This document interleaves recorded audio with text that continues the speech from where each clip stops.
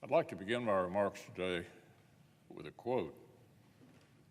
The idea that we would cut off military aid to an ally, our only true ally in the entire region, is absolutely preposterous.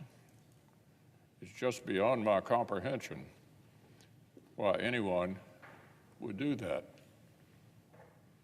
5 years ago, then candidate Biden was saying the right thing about America's commitment to the Jewish state of Israel.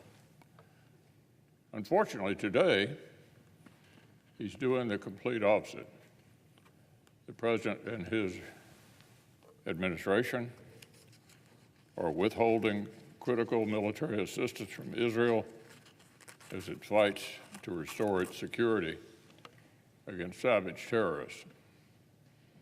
And they're refusing to answer basic questions about it. Last week, the Speaker of the House and I sent a letter to the Biden administration pressing for specific details on which weapons were being withheld and why they were being withheld. And while we waited for an answer, the Secretary of State spent the weekend dodging requests for any serious rationale driving the president's decision. Now, it's no secret that the administration is under immense pressure from the anti-Israel left. It's evident in the words of some of our own colleagues. Members of this body have urged the president to, quote, be more aggressive with the Israelis. They've demanded, quote, not one penny go to support America's ally unless Israel yields to their view of what's acceptable in self-defense. And of course, they've even engaged in grotesque political interference, calling for regime change in a sovereign democracy. The Intelligence Committee is holding a hearing tomorrow about foreign interference in our politics and elections. And yet, too many of our Democratic colleagues can't seem to resist the temptation to put their fingers on the electoral scales of other democracies. Far too many Washington Democrats have indulged what I've called the BB derangement syndrome, an absurd trope that's setting a dangerous precedent. Some of our colleagues talk about an Israeli government dominated by shadowy far-right forces. That government literally does not exist. Israel is led by a coalition, a national unity government, and its war cabinet, which includes members of multiple political parties, is distinguished by the absence of the most conservative members of the coalition. By all accounts, support for military operations in Gaza and against Hezbollah in Lebanon transcends Israeli politics. But here in Washington, Democrats want to pretend that what they're objecting to is merely the will of a prime minister they don't like. Some of our most senior Senate colleagues, including the chairman of the State Foreign Operations Subcommittee, just this weekend, have even demonstrated an eagerness to assign political blame within Israel for the failure to prevent the October 7th attacks. Well, that'll be the job for the people of Israel, and it'll come after they finish restoring their security against the terrorists wearing Israeli and American blood. But let's make one thing absolutely clear.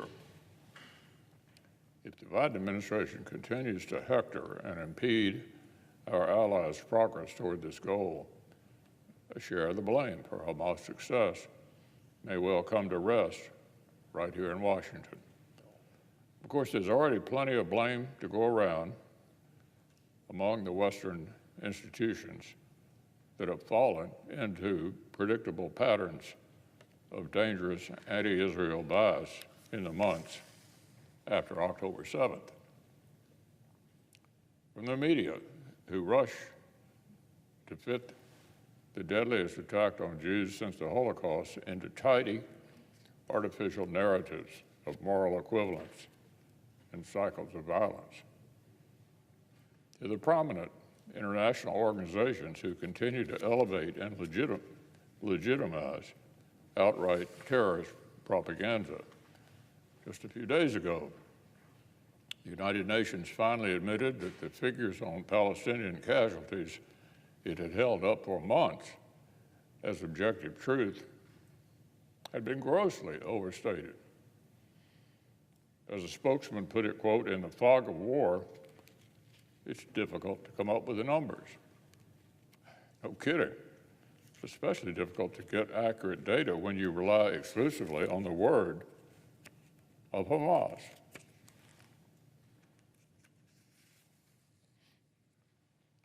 Unsurprisingly, just days after announcing its revised numbers, the UN backtracked yesterday and resumed taking the Hamas-run Ministry of Health in Gaza at its word. But remember, the UN's affiliation to terrorists isn't limited to data gathering, is it?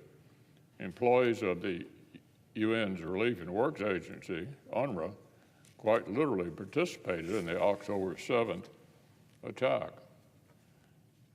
So, why don't we talk about the facts? In the last 9 days, the terrorists controlling southern Gaza have attacked a major entry port for humanitarian aid from Israel 6 times. 6 times. This is not an accident. And if terrorists strike the absurdly inefficient and costly floating pier, that won't be an accident either. The true obstacle to peace and stability for the people of Gaza is loudly identifying itself. Hamas is showing us precisely why it can play no part in the future of Israelis or Palestinians. And a true ally would give Israel the time, space, and support it needs to eliminate the terrorist threat. But that's not what we've seen from the commander-in-chief.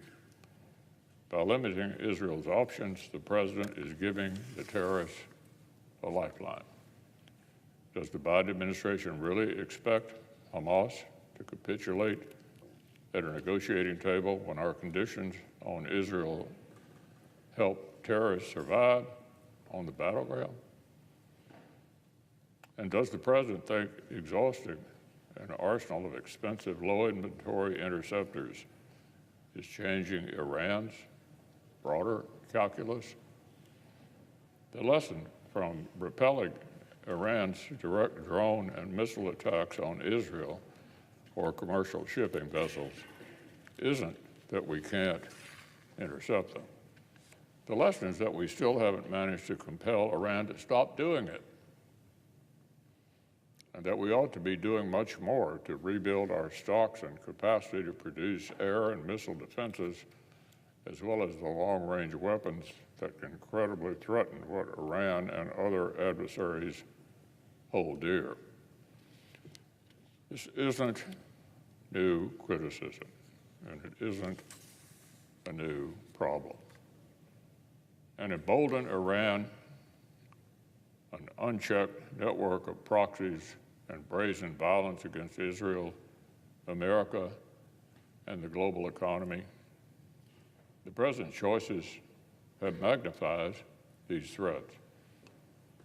He's invited them with retreat, with hesitation, and with appeasement. Today, the United States has effectively allowed itself to be deterred by a second-rate terrorist power. And the world is taking note Our credibility is not divisible. Our failure to meet one challenge compounds the others we face. But the path forward is not a mystery. As I've said repeatedly, rebuild our military power, stand with our allies, deter our adversaries, and do it today.